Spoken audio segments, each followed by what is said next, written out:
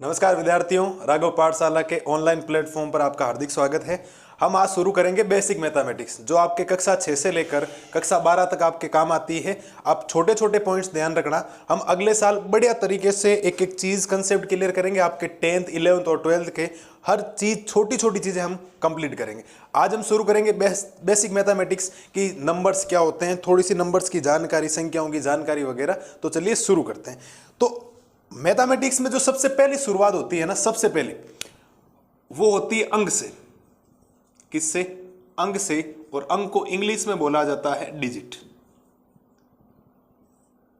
Mathematics की सबसे जो छोटी शुरुआत होती है, जैसे इंग्लिश में होता है अल्फाबेट। सबसे छोटे ए से लेकर जेड तक आपको अल्फाबेट ध्यान रखने होते हैं। कोई जैसे अल्फाबेट हो गया तो आपने कोई नाम लिखा, सपोज दैट राघव लिखा, तो RAGHAV, तो ये सारे अल्फाबेट मिलकर एक वर्ड का निर्माण कर रहे हैं। किसका कर रहे हैं? वैसे ही वर्णमाला में शब्द बनते हैं भाई, वर्णों के मेल से क्या बनता है? शब्द बनता है। वैसे ही मैथमेटिक्स में अगर आपको संख्याओं की जानकारी लेनी है तो फिर आपको अंक के बारे में पता होना चाहिए कि कौन सी संख्याओं में किस प्रकार के अंक आते हैं और किस प्रकार के अंक नहीं आते। तो ध्यान रखना, अंक किसे कहते हैं आप याद रखना कि गणित में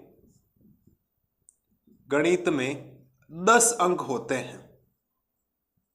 गणित में 10 अंक होते हैं। कोई भी आपसे पूछे कि गणित में कितने अंक, जैसे अल्फाबेट आपको पता 26 होते हैं, ए से लेकर जेड तक, वैसे ही गणित में 10 अंक होते हैं। कितने होते हैं? 10। उन 10 अंकों से कितनी छोटी से छोटी संख्या बन सकती है, कितनी बड़ी से बड़ी संख्या बन सकती है, सारी संख्याएं पॉसिबल हो सकती है। इनके अलावा कोई बार, जैसे कोई आपने वर्ड लिखा, कोई शब्द लिख दिया, कोई भी पाठशाला लिख दिया, एकेडमी लिख दिया, स्कूल लिख दिया, तो उसमें आपके उसके अलावा थोड़ी आता है, ए से लेकर जेड से बाहर कोई वर्ड ही नहीं होता है ना। तो ध्यान रखना, ठीक है। तो कौन कौन से होते हैं? तो आप लिखेंगे अंक बराबर। अंक बराबर शुरुआत होती है 0 से 1 2 3 4 5 6 7 8 और 9। ये आपको 10 अंक याद रखने हैं कि गणित में 10 अंक होते हैं, जिसकी शुरुआत 0 से होती है और खत्म कहां पे होता है? 9 पे खत्म होता है। कहां पे होता है खत्म? 9 पे खत्म होता है। बात आई या नहीं आई समझ में? आप कहेंगे सर गुरुजी बिल्कुल आ गई। इसके बाद सुनना, अब थोड़ा सा सोचो कि अगर मैंने कोई अंक उठाया, आपने एक अंक उठा लिया 2, फिर आपने एक अंक उठा लिया 0, फिर अंक उठा लिया 3, फिर अंक उठा लिया 4, तो आपने लिखा 2034। कितना लिखा है? 2034। और ये जो 2034 आपने लिखा है, दुनिया वालों ने इसको क्या नाम दिया था? ये क्या बन गई? आपकी संख्या बन गई। क्या बन गई? संख्या बन गई। जैसे आप सोचो कि मैं लिखूं KAMAL, मैंने लिखा कमल, तो आप कहेंगे के एक अल्फाबेट है, ए भी आपका अल्फाबेट है, एम भी आपका अल्फाबेट है, ए भी अल्फाबेट है, एल भी अल्फाबेट है, तो इनसे मिलकर आपका एक वर्ड बन गया। यानी आप हिंदी में सोचेंगे ये शब्द बन गया। बना या नहीं बना? बात आई समझ में? वैसे ही 2 0 3 4 मिलकर क्या बना रहे हैं? एक संख्या बना रहे। क्या बना रहे हैं? एक संख्या बना रहे। बात आ गई समझ में? तो ध्यान रखना संख्या। तो ध्यान रखना, जो ये संख्या है वो आपकी धनात्मक भी हो सकती है और संख्या आपकी ऋणात्मक भी हो सकती है। धनात्मक कैसे? आपने लिखा 234। कितना लिखा? 234। और आपने लिख दिया माइनस का 530। माइनस का कितना लिख दिया? 530। तो ये संख्या धनात्मक है और आगे चिन्ह माइनस का आ गया, तो इसको हम कौन सी संख्या बोल देंगे? ऋणात्मक संख्या। बात आई या नहीं आई समझ में? वापिस रिपीट कर रहा हूं, ध्यान से सुनना। गणित में कितने अंक होते हैं? 10 अंक होते हैं। उन 10 अंकों से ही दुनिया की कितनी से कितनी बड़ी संख्या, कितनी से कितनी छोटी संख्या आप बना सकते हो। 0 से लेकर 9 के बीच के सारे वर्ड होते हैं। ध्यान रखना, संख्या इससे अलावा कुछ भी नहीं बन सकती, ठीक है। तो संख्याएं 2 प्रकार की होती है, धनात्मक और ऋणात्मक। मेरे को नहीं लगता इस चीज से कोई दिक्कत आई होगी। फिर इसके बाद कहानी बनी कैसे? इसके बाद कहानी ये बनी कि आपके अगर सपोज दैट रोल नंबर बोलना, आप हाजिरी नंबर जब कक्षा में बोलते हो तो आपने कभी ऐसा नहीं सुना होगा कि किसी का हाजिरी नंबर 0 हो सकता है। किसी का हाजिरी नंबर 0 थोड़ी होता है। हाजिरी नंबर की शुरुआत कहां से होती है? 1 से होती है। किससे होती है? 1 से होती है। तो आपने हाजिरी नंबर बोला 1, फिर उसके बाद बोला 2, फिर बोला 3, फिर बोला 4, ऐसे ऐसे करके अगर आप दुनिया में जाएंगे तो संख्याएं अनंत तक जा सकती। 1 से लेकर कहां तक जा सकती? अनंत तक। अगर आपने सबसे पहले बोला 1, और जिस संख्या की शुरुआत 1 से होती है उसको हमने बोला था प्राकृत संख्या। दुनिया वालों ने उसको क्या नाम दे दिया? प्राकृत संख्या। बात आ गई समझ में? सारी बातें लिख दूंगा बोर्ड के ऊपर, नो टेंशन रे। दूसरी बात, अगर किसी की शुरुआत 0 से हो रही है, भाई आपके पास पहले पैसे थे, फिर पैसे नहीं थे, फिर आपके पास पैसे है ही नहीं, इसका मतलब 0 पैसे, तो 0 फिर 1 रुपये हुआ, फिर 2 हुआ, फिर 3 हुआ, तो ऐसे ऐसे करके फिर पैसे हुए। तो इसका मतलब हो गया जिस संख्या की शुरुआत 0 से होगी उसको हम क्या बोलेंगे? पूर्ण संख्याएं बोलेंगे। कौन सी संख्याएं बोलेंगे? पूर्ण संख्याएं। अगर किसी संख्या में धनात्मक भी आ गया, ऋणात्मक भी आ गया, मतलब ऋणात्मक संख्याएं भी है, धनात्मक भी है, 0 भी है, तो उसको हम पूर्णांक संख्याएं बोलेंगे। तो 3 प्रकार की विशेष तौर पे संख्याएं होती है। तो पहली संख्या हम पढ़ेंगे अंक के बाद में, प्राकृत संख्याएं। कौन सी संख्याएं? प्राकृत संख्याएं। सबसे पहले हम पढ़ेंगे प्राकृत संख्याएं, और प्राकृत को इंग्लिश में बोला जाता है नेचुरल नंबर्स। क्या बोला जाता है? Natural numbers. तो हमें सबसे पहला जो आज संख्याओं के बारे में अंक के बाद जो बात करनी है, जैसे इंग्लिश में प्रीपोजिशन आ जाते हैं, टेंस आ जाते हैं, वैसी बात है कि अंक के बाद में सबसे पहले शुरुआत किसकी करेंगे? प्राकृत संख्या की। किससे शुरुआत करेंगे? प्राकृत संख्या की। तो ध्यान रखना, आप लिखेंगे इसे कैपिटल N से दर्शाते, मतलब बड़े वाले N से क्या है? हम दर्शाते, इसे N से दर्शाते हैं। ठीक है, तो N बराबर, मैंने बोला था प्राकृत संख्या की शुरुआत कहाँ से होती है? 1 से। तो आप लिखेंगे 1, फिर लिखेंगे 2, फिर लिखेंगे 3, फिर लिखेंगे 4, ऐसे ऐसे करके संख्याएं चलती जाएगी और लास्ट में ऐसा चिन्ह लगाएंगे जिसको आप क्या बोलेंगे? अनंत बोलेंगे। क्या बोलेंगे? इस चिन्ह को अनंत बोलेंगे। तो जिसकी शुरुआत 1 से हो रही उसको प्राकृत संख्याएं बोलेंगे। प्राकृत संख्या को N से दर्शाते हैं। इस बात का विशेष तौर पर ध्यान रखें। बात आ गई समझ में? बिल्कुल आ गई सर। इसके बाद क्या पढ़ेंगे? इसके बाद पढ़ेंगे पूर्ण संख्याएं। कौन सी संख्याएं? पूर्ण संख्याएं। और पूर्ण संख्याओं को इंग्लिश में होल नंबर्स बोला जाता है। क्या बोला जाता है? Whole numbers. तो इसके बाद हमारी शुरुआत होगी पूर्ण संख्याओं की। अगर 1 से शुरुआत है तो प्राकृत, और इन प्राकृत के साथ अगर 0 मिल गया, साथ में क्या मिल गया? 0 मिल गया, तो उसको हम बोल देंगे पूर्ण संख्याएं।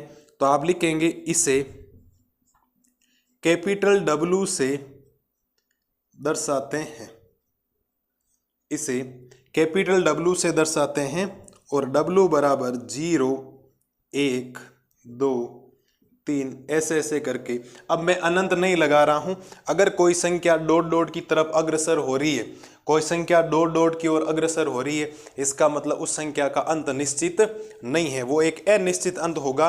वो संख्याएं चलती जाएगी, चलती जाएगी, चलती जाएगी, कभी रुकेगी नहीं। आगे बात समझ में? इसका मतलब जिस संख्या की शुरुआत 1 से उसको हम प्राकृत बोलेंगे, जिस संख्या की शुरुआत 0 से अनंत की ओर अग्रसर होती है उसको हम पूर्ण संख्या बोलेंगे। ठीक है साहब, बिल्कुल बात समझ में आ गई। इसके बाद लास्ट संख्या हम पढ़ते हैं, उसको हम बोलेंगे पूर्णांक संख्या। क्या? कौन सी संख्या है? पूर्णांक संख्या। पूर्णांक संख्याओं को इंग्लिश में बोला जाता है इंटीजर्स नंबर। क्या बोला जाता है? Integers number. ठीक है, इसके बाद हम पढ़ते हैं पूर्णांक संख्या।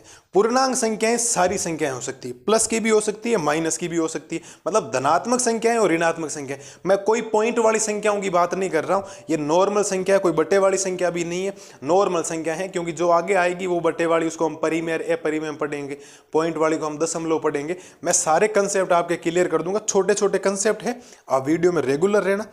15 दिन लगेंगे बेसिक मैथमेटिक्स में, लेकिन आपको पता लग जाएगा आपको बेसिक मैथमेटिक्स कितना आता है कितना नहीं आता, सारी चीजें एकदम क्लियर हो जाएगी। ठीक है, तो पढ़ते हैं पूर्णांक संख्या। तो आप लिखेंगे इसे I से दर्शाते हैं, ऐसे Z से भी दर्शाते हैं इसको, लेकिन मैं इंग्लिश में इंटीजर्स लिखा है तो केवल क्या लिख रहा हूं, इसे I से दर्शाते हैं। I का मतलब आप समझ लें, Z एक जर्मेनियम वर्ड है, आपकी बुक में लिखा हुआ, तो आप इतना नहीं सोचें। और यहां पर ये I बराबर, ये डॉट डॉट चलेगी, फिर -3, फिर -2, फिर -1, 0, 1, 2, 3, ऐसे ऐसे करके डॉट डॉट तक चलेगी। तो हमने अभी इस बोर्ड के ऊपर 4 बातें लिखी है जिससे गणित की शुरुआत होती है। सबसे पहले हमने क्या पढ़ा है? अंक। तो कोई भी पूछे अंक क्या होते हैं, तो गणित में 10 अंक होते हैं। जैसे आप ABCD में अल्फाबेट पढ़ते हो कि हमारे पता है कि 26 होते हैं, तो अंक बराबर 0 से लेकर 9 तक।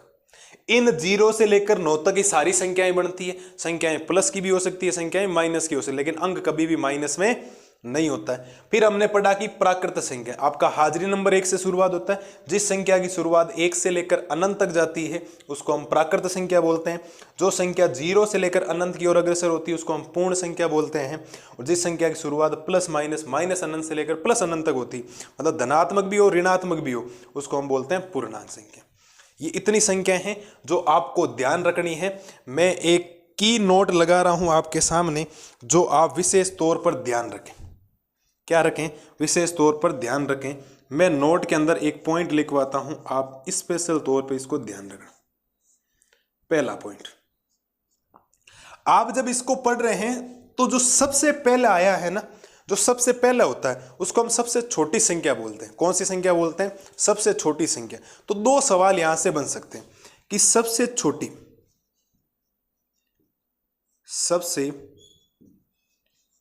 छोटी प्राकृत संख्या, सबसे छोटी प्राकृत संख्या। और दूसरा पॉइंट बन सकता है कि सबसे छोटी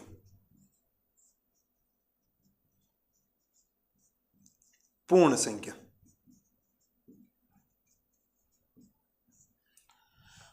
क्योंकि यहां तो बता नहीं सकते डॉट। अब एक बात हो, तो यहां कोई सबसे बड़ी थोड़ी बता सकता। अगर डॉट डॉट चल रही है, किसी ने बोला 1 लाख, तो पास वाला बेटा मित्र कह देगा कि 1 लाख 1।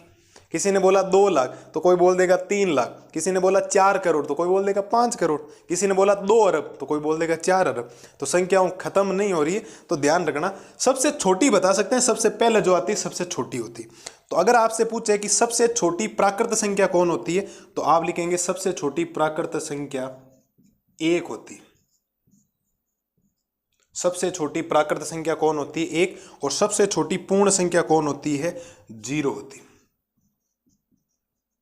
सबसे छोटी पूर्ण संख्या कौन होती है? 0 होती है। तो ध्यान रखना, सबसे छोटी प्राकृत संख्या 1, सबसे छोटी पूर्ण संख्या 0। आप कहेंगे सर आपने इसका नहीं बताया सबसे छोटी पूर्णांक क्या होगी। तो बेटा ये भी देखो, इधर से भी डॉट डॉट आ रही, इधर से भी डॉट डॉट जा रही, तो आप बता नहीं सकते।